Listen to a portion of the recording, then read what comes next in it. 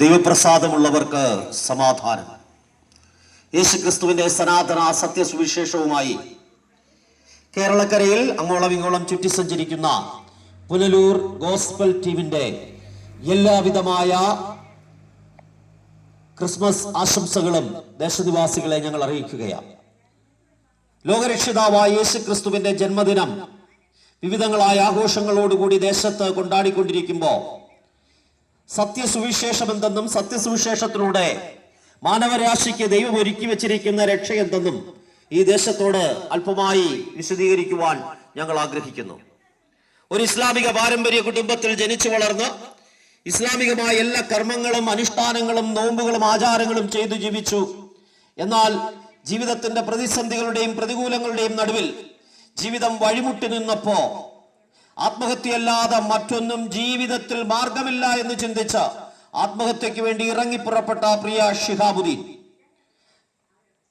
തന്റെ ജീവിതം ആത്മഹത്യ കൊണ്ട് അവസാനിക്കേണ്ടുന്ന സാഹചര്യത്തിൽ ലോകരക്ഷിതാവായ ക്രിസ്തുവിന്റെ സ്നേഹം തന്നെയും തേടിയെത്തുവാനിടയായി തീർന്നു. ആ ക്രിസ്തുവിന്റെ സ്നേഹം തന്നെ ജീവിതത്തിലേക്ക് മടക്കി കൊണ്ടുവന്നു, തന്റെ കുടുംബത്തെ ജീവിതത്തിലേക്ക് മടക്കി കൊണ്ടുവന്നു, ജീവിതത്തിന് അർത്ഥം നൽകി. ഈ ജീവിതം എന്ത് എന്ന യേശു തന്റെ മകനെ പഠിപ്പിക്കുവാനിടയായി തീർന്നു. അന്ന് മുതൽ ഇന്ന് വരെയും ക്രിസ്തുവിന്റെ സത്യസുവിശേഷവുമായി കേരളക്കരയിൽ പ്രിയ ശിഹാബുദ്ദീൻ ചുറ്റി സഞ്ചരിച്ചു കൊണ്ടിരിക്കുന്നു. അല്പമായി യേശു ക്രിസ്തുവിന്റെ സത്യസുവിശേഷത്തെ കുറിച്ച് കർത്തൃദാസൻ ശിഹാബുദ്ദീൻ നിങ്ങളോട് സംസാരിക്കും. നിങ്ങളുടെ വിലയേറിയ സമയത്തെയും ശ്രദ്ധയെയും ഞങ്ങൾ ക്ഷണിക്കുന്നു. ദൈവം എല്ലാവരെയും സഹായിക്കും.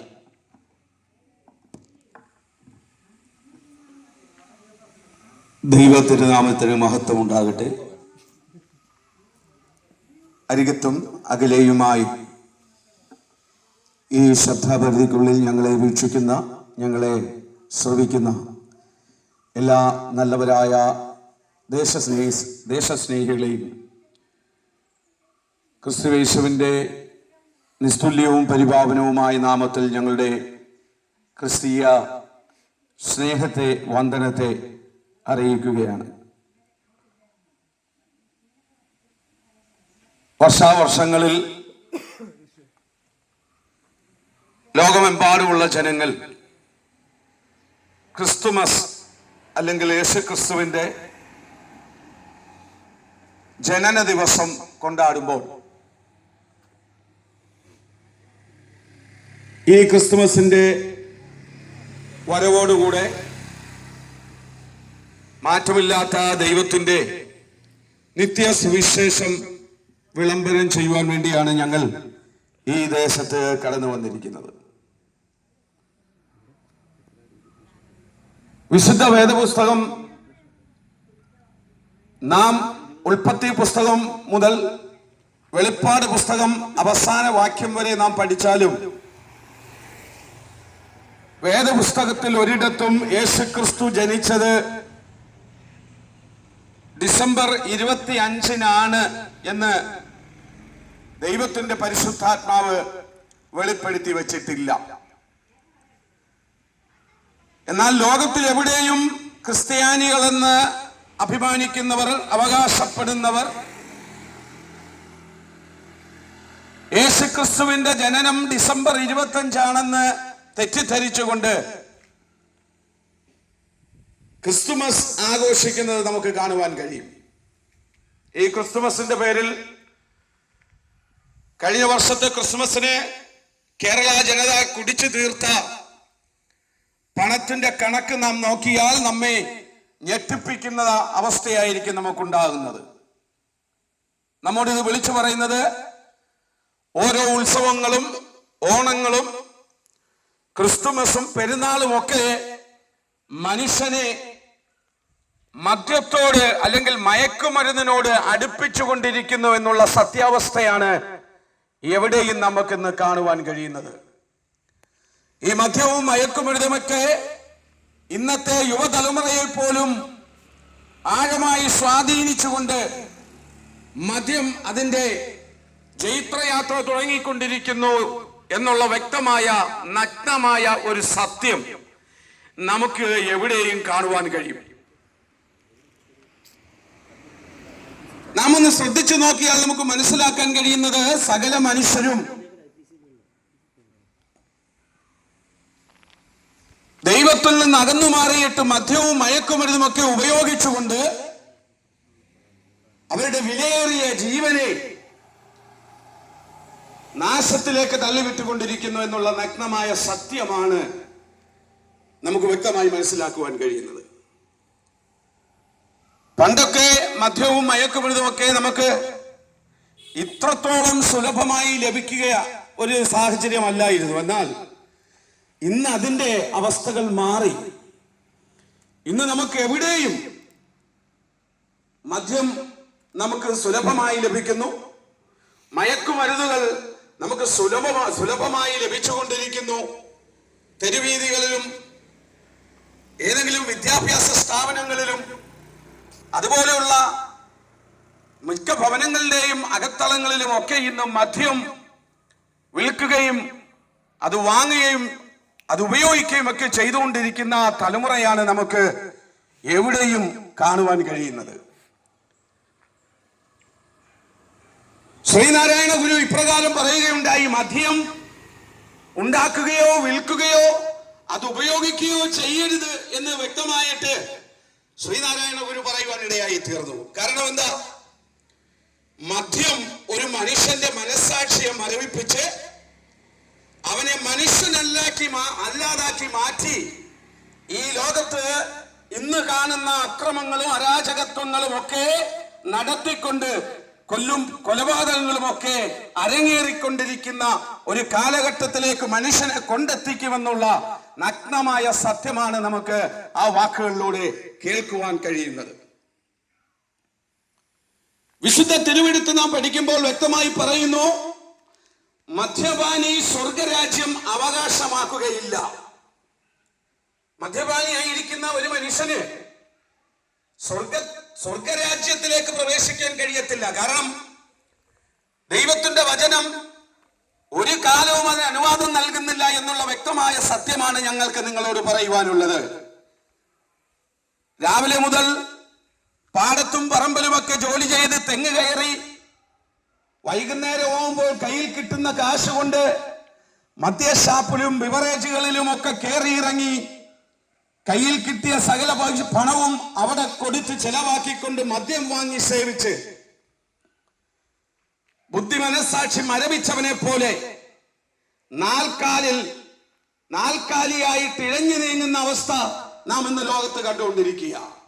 സ്വന്തം ഭവനത്തിനകത്ത് മാതാപിതാക്കൾക്കോ ഭാര്യയ്ക്കോ കുഞ്ഞുങ്ങൾക്കോ ഭർത്താക്കന്മാർക്കോ അല്ലെങ്കിൽ മറ്റ് സമൂഹത്തിൽ നമുക്ക് ചുറ്റും പാർക്കുന്ന പ്രിയപ്പെട്ടവർക്കോ സ്വസ്ഥത കൊടുക്കാതെ സമാധാനം കൊടുക്കാതെ ഒരു മദ്യപാനി അവന്റെ സുബോധം നഷ്ടപ്പെട്ടിട്ട് പ്രതിസന്ധികളും പ്രതികൂലങ്ങളും പ്രശ്നങ്ങളും ഒക്കെ ഉണ്ടാക്കിക്കൊണ്ടിരിക്കുന്ന ഈ കാലഘട്ടം നാം വളരെ ഭയപ്പെടേണ്ടിയിരിക്കുന്നുവെന്ന് വ്യക്തമായി ഞങ്ങൾ ഓർപ്പിക്കുവാൻ വേണ്ടി താല്പര്യപ്പെടുകയാണ്.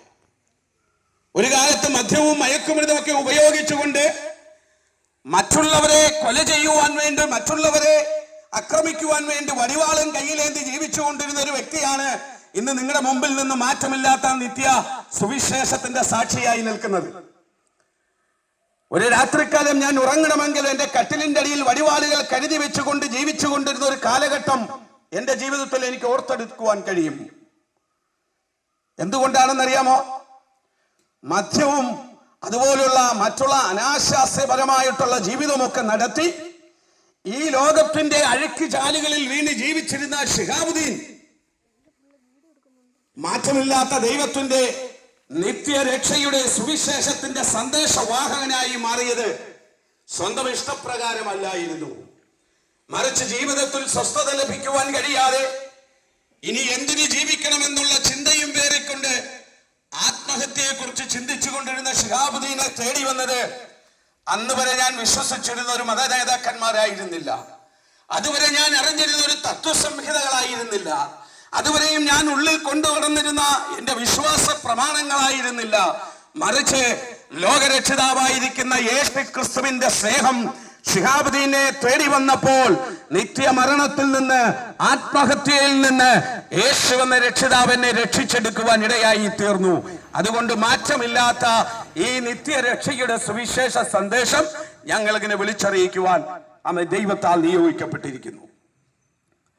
സകല മനുഷ്യന്റെ ഉള്ളിലുള്ള ഇന്നത്തെ ചിന്ത എന്ന് പറയുന്നത്, മനുഷ്യൻ ജനിക്കും, അവനൊരു മരണമുണ്ട്, എന്നാൽ മരണത്തിനപ്പുറം അവനൊരു ജീവനുണ്ടോ എന്നുള്ളതാണ് സകല മനുഷ്യരും ചിന്തിക്കുന്നത്. എന്നാൽ ഞങ്ങൾ പറയുന്നു, മരണശേഷം മനുഷ്യനൊരു ജീവിതമുണ്ട്. പലരും ചിന്തിക്കുന്നു, അങ്ങനെ ഒരു ജീവിതമുണ്ടെങ്കിൽ അത് എവിടെയാണ്? മരിച്ച മനുഷ്യൻ പിന്നെയും ജീവിക്കുമോ, അതോ മരണത്തോടെ എല്ലാം തീരുമോ?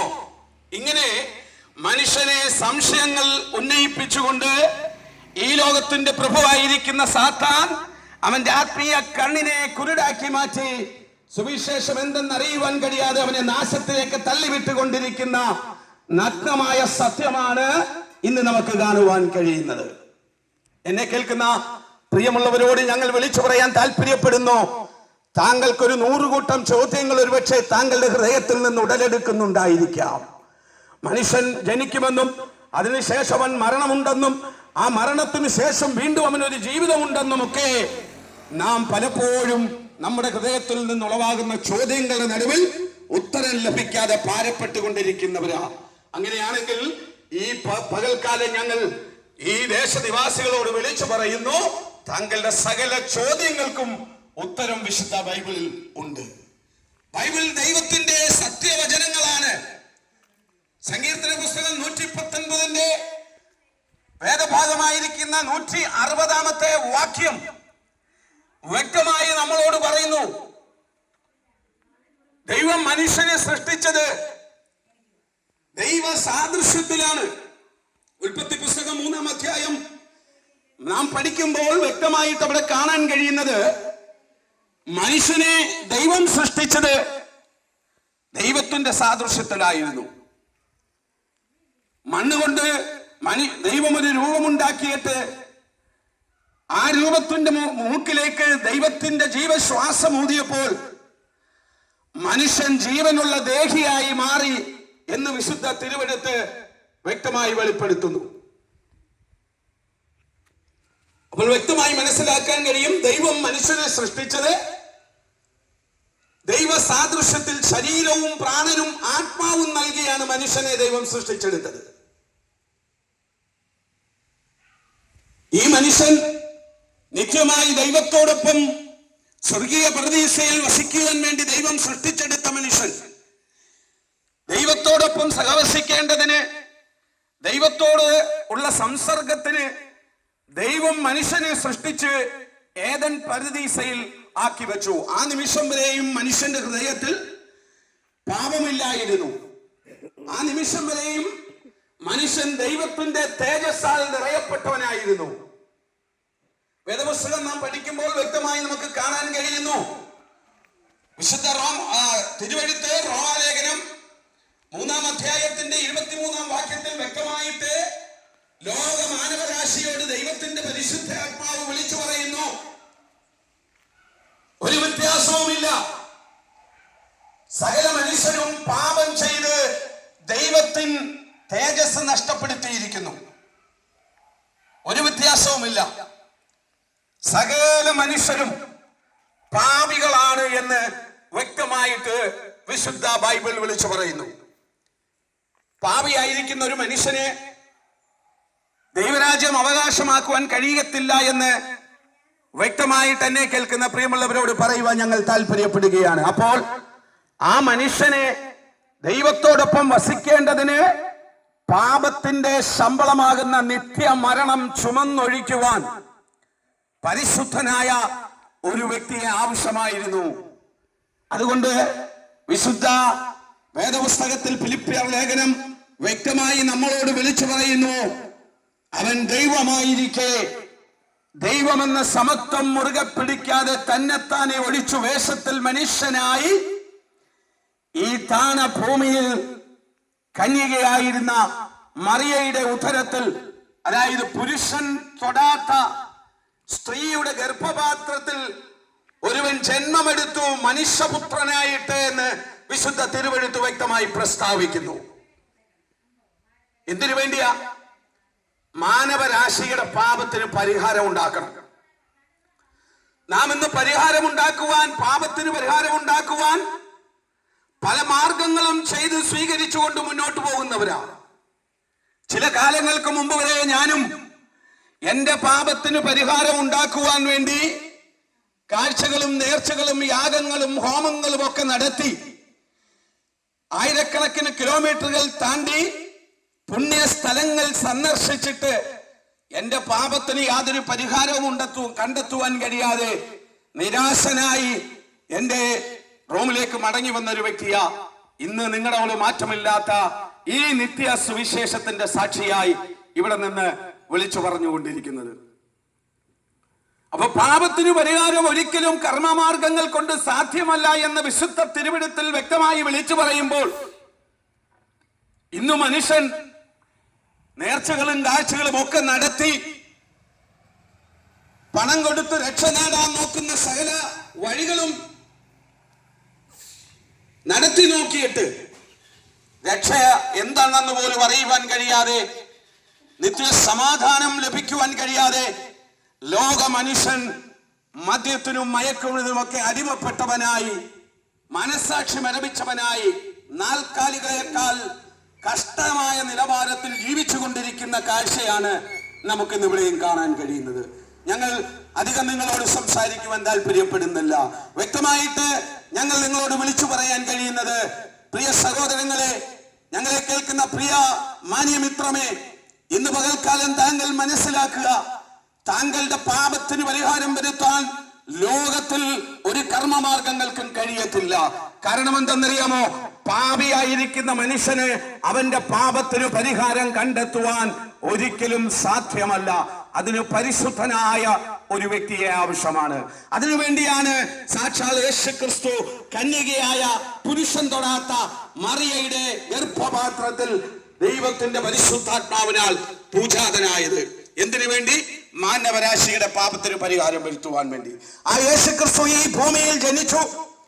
33.5 വയസ്സ് വരെ ഈ ഭൂമിയിൽ ജീവിച്ചിട്ട് പിശാചിനാകട്ടെ മനുഷ്യനാകട്ടെ ഒരു ന്യൂനത പോലും യേശുവിൽ കണ്ടെത്തുവാൻ കഴിയാതെ പാപത്തെ ജയിച്ച് ഒടുവിൽ മാനവരാശിയുടെ പാപത്തിന് വേണ്ടി യാഗമായി കാൽവരിയുടെ കൊലക്കളത്തിൽ പരമയാഗമായി മാറി അരിമത്യ യോസഫിന്റെ ആരെയും വെച്ചിട്ടില്ലാത്ത കല്ലറയ്ക്കുള്ളിൽ അടക്കപ്പെട്ട് റോമാ ഗവൺമെന്റിന്റെ ഇമ്പീരിയ മുദ്രയെ പതിപ്പിച്ച ആ കല്ലറയെ ഭേദിച്ചുകൊണ്ട് തൻ മുന്നേ കൂട്ടി വിളിച്ചറിയിച്ചിരുന്നത് പോലെ 3-ാം നാൾ യേശു എന്ന രക്ഷിതാവ് ഉയർത്തെഴുന്നേൽപ്പാനിടയായി തീർന്നു. എന്തിനു വേണ്ടിയാ? ലോക മാനവരാശിയെ രക്ഷിക്കുന്നതിന് വേണ്ടി. കണ്ടോ, ദൈവമായിരുന്നവൻ ദൈവമെന്ന സമത്വം മുറുകെ പിടിക്കാതെ ദൈവത്തിന്റെ സകല പരമാധികാരങ്ങളും മാറ്റിവെച്ചുകൊണ്ട് സാധാ മനുഷ്യനായി, പൂർണ്ണ മനുഷ്യനായി ഒരു സ്ത്രീയുടെ ഉദരത്തിൽ ജന്മമെടുത്തു. അത്ഭുതകരമായ ഒരു ജനനം. നമ്മൾ ചരിത്ര ഗ്രന്ഥങ്ങൾ നോക്കിയാൽ, ചരിത്രത്തിന്റെ താളുകൾ നാം മറിച്ചു നോക്കിയാൽ ഇങ്ങനെ യേശുവിനെ പോലെ ജനിച്ച ഒരു ചരിത്ര പുരുഷനെയും നമുക്ക് കാണുവാൻ കഴിയത്തില്ല. കാരണം മനുഷ്യനിൽ നിന്ന് മനുഷ്യരിലേക്ക് ഇന്ന് തലമുറകൾ ജനിക്കുമ്പോൾ ദൈവത്തിന്റെ പരിശുദ്ധാത്മാവിനാൽ മനുഷ്യ സ്ത്രീയായിരുന്ന പുരുഷൻ തൊടാത്ത കന്യകയായ മറിയയുടെ ഉദരത്തിൽ ദൈവത്തിന്റെ പരിശുദ്ധാത്മാവിനാൽ ലോകത്തിന്റെ രക്ഷിതാവായിരിക്കുന്ന യേശു ക്രിസ്തു പൂജാതനായി എന്ന് വ്യക്തമായി വിശുദ്ധ തിരുവെഴുത്ത് വെളിപ്പെടുത്തുന്നു. വിശുദ്ധ വചനം നാം പഠിക്കുമ്പോൾ ഇപ്രകാരം നമുക്ക് കാണാൻ കഴിയുന്നു, അവൻ തന്റെ ജനത്തെ പാപത്തിൽ നിന്ന് രക്ഷിപ്പാനിരിക്കെ കൊണ്ട് അവന് യേശു എന്ന പേർ വിളിക്കണം. ലോക മനുഷ്യൻ പാപം ചെയ്ത് ദൈവത്തിന്റെ സാദൃശ്യത്തിൽ ദൈവം സൃഷ്ടിച്ച മനുഷ്യൻ പാപം ചെയ്ത് ദൈവ തേജസ് നഷ്ടപ്പെട്ടവനായി ദൈവത്തിന്റെ ശിക്ഷയ്ക്കും ശാപത്തിനും യോഗ്യനായി ഭൂമിയിലേക്ക് നിബന്ധിച്ചപ്പോൾ സാക്ഷാൽ ദൈവമാകുന്നവൻ മനുഷ്യ രൂപമെടുത്ത് ഈ പൂർണ്ണ മനുഷ്യനായി ഭൂമിയിൽ അവതരിച്ച് മാനവരാശിയുടെ പാപത്തിന് കാൽവറി കൊലക്കളത്തിൽ റോമാ ഗവൺമെന്റിന്റെ ശിക്ഷ ഏറ്റുവാങ്ങിക്കൊണ്ട് യാഗമായി മാറിയത് എന്നെയും നിങ്ങളെയും രക്ഷിക്കുവാൻ വേണ്ടിയായിരുന്നു. മുസൽമാനെയും ക്രിസ്ത്യാനിയെയും ഹിന്ദുവിനെയും സിഖുകാരനെയും പാർസിയെയും യഹൂദനെയും യവനനെയും ഇങ്ങനെ സകല മനുഷ്യന്റെയും പാപങ്ങൾക്ക് പരിഹാരം വരുത്തുവാൻ ലോകത്തിന്റെ രക്ഷിതാവായിരിക്കുന്ന ഏക സത്യനിത്യ ദൈവമായ യേശു എന്ന രക്ഷിതാവ് ഈ താണ ഭൂമിയിൽ അവതരിച്ച് മാനവരാശിയുടെ പാപത്തിന് പരിഹാരം വരുത്തി മരിച്ചു അടക്കപ്പെട്ട് ഉയർത്തെഴുന്നേറ്റ് ഇന്നും സ്വർഗത്തിൽ വസിക്കുന്ന ദൈവമാണ് എന്ന് വിശുദ്ധ തിരുവെഴുത്തിനോട് ചേർന്ന് ഞങ്ങൾ നിങ്ങളോട് പറയുവാൻ താല്പര്യപ്പെടുകയാണ്. അതുകൊണ്ട് സകലവും പാപത്തിനു വേണ്ടിയിട്ടുള്ള സകല യാഗങ്ങളും കാൽവറി ക്രൂശിൽ യേശു എന്ന രക്ഷിതാവ് നിവർത്തിയാക്കിക്കൊണ്ടാണ് ഈ ലോകം വിട്ട് യേശു ഉയർത്തെഴുന്നേൽക്കാനിടയായി തീർന്നത്. അതുകൊണ്ട് ഞങ്ങൾ വിളിച്ചു പറയുന്നു, ഇനി പാപത്തിനു വേണ്ടി ഒരു യാഗവും ശേഷിച്ചിരിപ്പില്ല. താങ്കൾ പാപത്തിന് പരിഹാരം ഉണ്ടാക്കാൻ പുണ്യ തീർത്ഥാടന യാത്രകൾ നടത്തണ്ട. താങ്കൾ ഇതുവരെ സമ്പാദിച്ച ഒരു ചില്ലി കാശ് പോലും താങ്കൾ പാപത്തിന് പരിഹാരം വരുത്തുവാൻ വേണ്ടി മുടക്കണ്ട. കാഴ്ചകളും നേർച്ചകളും വേണ്ട, യാഗങ്ങൾ വേണ്ട, ആടിനെ വെട്ടണ്ട, കോഴിയെ അറക്കണ്ട, കാളയെ വെട്ടണ്ട. എന്തിനു പറയുന്നു? മനുഷ്യൻ ഇന്ന് മനുഷ്യക്കുരുതി വരെ നടത്തിക്കൊണ്ടിരിക്കുന്ന നിലവാരത്തിൽ ഇന്ന് മനുഷ്യൻ അധപ്പതിച്ചവനായി ദൈവത്തോട് പാപം ചെയ്തുകൊണ്ട് നിത്യ ശാപത്തിൻ കീഴിൽ ജീവിച്ചുകൊണ്ടിരിക്കുന്നുവെന്ന് വ്യക്തമായിട്ട് നമുക്ക് മനസ്സിലാക്കുവാൻ കഴിയും. അതുകൊണ്ട് ഞങ്ങൾ പറയുന്നു, മനുഷ്യന്റെ പാപത്തിന് പരിഹാരം വരുത്തി കഴിഞ്ഞു. മനുഷ്യൻ ചെയ്ത പാപത്തിന് ലോകരക്ഷിതാവായിരിക്കുന്ന ഏക സത്യനിത്യ ദൈവമായ യേശു ക്രിസ്തു കാൽവറിയുടെ കൊലക്കളത്തിൽ നമ്മുടെ ശിക്ഷ ഏറ്റെടുത്തുകൊണ്ട് യാഗമായി മാറിക്കഴിഞ്ഞു. അതുകൊണ്ട് ഇനി പാപത്തിന് യാതൊരു യാഗവും ഇനി ശേഷിച്ചിരിപ്പില്ല. ഇനി നാം ചെയ്യേണ്ടത് ഇത്ര മാത്രം: യേശുവിനെ രക്ഷിതാവും ദൈവമായി ഹൃദയം കൊണ്ട് വിശ്വസിക്കുകയും അധരം കൊണ്ട് ഏറ്റുപറയുകയും ചെയ്ത് യേശു ക്രിസ്തുവിനെ നാം ദൈവമായി നമ്മുടെ ഹൃദയത്തിലേക്ക് സ്വീകരിക്കുന്നുവെങ്കിൽ താങ്കളുടെ പാപത്തിന് പരിഹാരം വന്നു കഴിഞ്ഞു. പ്രിയമുള്ളവരെ, ഒരുപക്ഷെ താങ്കൾ വിവിധമാകുന്ന വിഷയങ്ങളുടെ നടുവിൽ ഭാരത്തിലായിരിക്കാം. തലമുറയെ ചൊല്ലി, കടഭാരത്തെ ചൊല്ലി, നാളെയെ കുറിച്ചുള്ള ചിന്തയെ കരുതി ആകുലതയിൽപ്പെട്ട് ജീവിക്കുന്ന, ഭയത്തോടെ ജീവിക്കുന്ന ഒരു വ്യക്തിയാണെങ്കിൽ ഞങ്ങൾ നിങ്ങളോട് വിളിച്ചു പറയുന്നു, നിങ്ങളുടെ സകല പ്രശ്നത്തിനും പരിഹാരം ഉണ്ടാക്കുവാൻ ലോകരക്ഷിതാവായിരിക്കുന്ന യേശു ക്രിസ്തു ഇന്നും ജീവിക്കുന്ന ദൈവമാണ്. അതിന് താങ്കൾ ആയിരക്കണക്കിന് രൂപ എറിയണ്ട, ചില്ലിക്കാശ് മുടക്കണ്ട, കിലോമീറ്ററുകൾ ചെരുപ്പിടാതെ താങ്കൾ നടക്കണ്ട, പുണ്യ തീർത്ഥാടന സ്ഥലങ്ങൾ താങ്കൾ സന്ദർശിക്കണ്ട.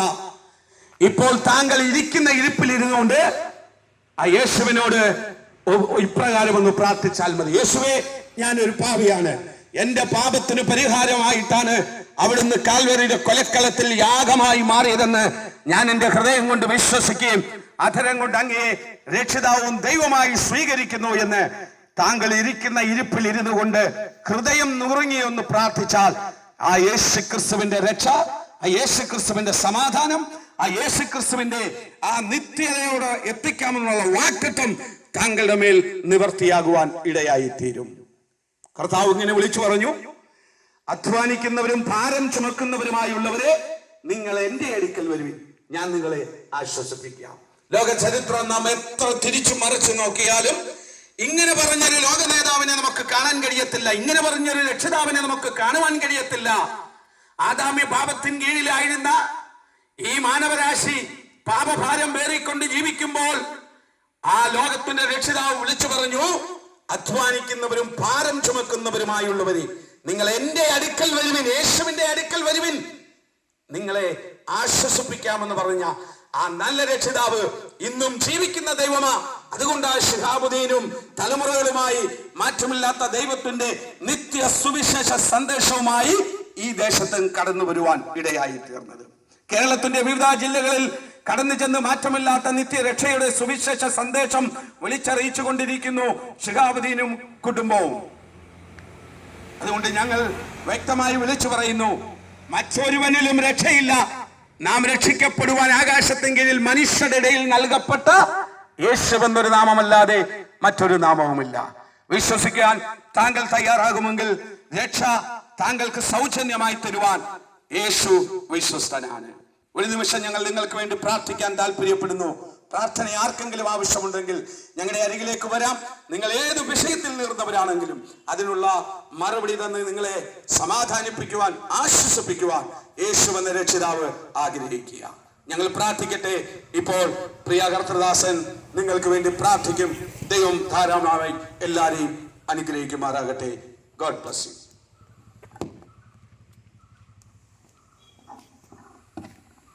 പ്രിയ ദൈവമേ, ഈ കേട്ട സകല ജനങ്ങളുടെ ജീവിതത്തിലും അത് അനുഗ്രഹമായി തീരുവാൻ ദൈവം സഹായിക്കണമെന്ന് പ്രാർത്ഥിക്കുന്നു. മദ്യപാനികൾ, വിവിധ ലോകമോഹങ്ങൾ അടിമപ്പെട്ട് കിടക്കുന്ന ജീവിതങ്ങൾക്ക് ഈ വചനം പരിവർത്തനത്തിന് കാരണമാക്കി ദൈവം മാറ്റുമാറാകണം. ഈ ദേശത്തിലെ സകല നിവാസികളെ ദൈവനാമത്തിൽ ഞങ്ങൾ അനുഗ്രഹിച്ച് പ്രാർത്ഥിക്കുന്നു. അവരുടെ ഏതവസ്ഥകളിലും ഈ വചനം അവരുടെ ജീവിതത്തിന് അനുഗ്രഹത്തിനും വിടുതലിനും അവരുടെ നന്മയ്ക്കും കാരണമാക്കി ദൈവം മാറ്റി തീർക്കണമെന്ന് അടിയങ്ങൾ പ്രാർത്ഥിക്കുന്നു. സകലതും യേശുവിൻ നാമത്തിൽ തന്നെ. ആമേൻ. യേശുക്രിസ്തു പാപികളെ രക്ഷിക്കുന്നു. യേശുക്രിസ്തു രോഗികളെ സൗഖ്യമാക്കുന്നു. യേശുക്രിസ്തു പരിശുദ്ധാത്മാവിനെ ദാനമായി നൽകുന്നു. യേശുക്രിസ്തു രാജാതി രാജാവായി വേഗം വരുന്നു. ദേശമേ, നിന്റെ ദൈവത്തെ എതിരേൽപ്പാൻ ഒരുങ്ങിക്കൊള്ളുക. ഹല്ലേലൂയ, ഹല്ലേലൂയ, ഹല്ലേലൂയ. ആമീൻ. കർത്താവായ യേശുവേ, വേഗം വരുമാറാകണമേ. ഞങ്ങളെ ശ്രദ്ധിച്ച എല്ലാ കന്നിടംകുഴി നിവാസികൾക്കും ഇത്തരത്തിൽ ഞങ്ങളെ ക്രിസ്തീയ സ്നേഹത്തെ അറിയിക്കുന്നു. കർത്താവ് ധാരാളമായി എല്ലാവരെയും അനുഗ്രഹിക്കുമാറാകട്ടെ. God bless you.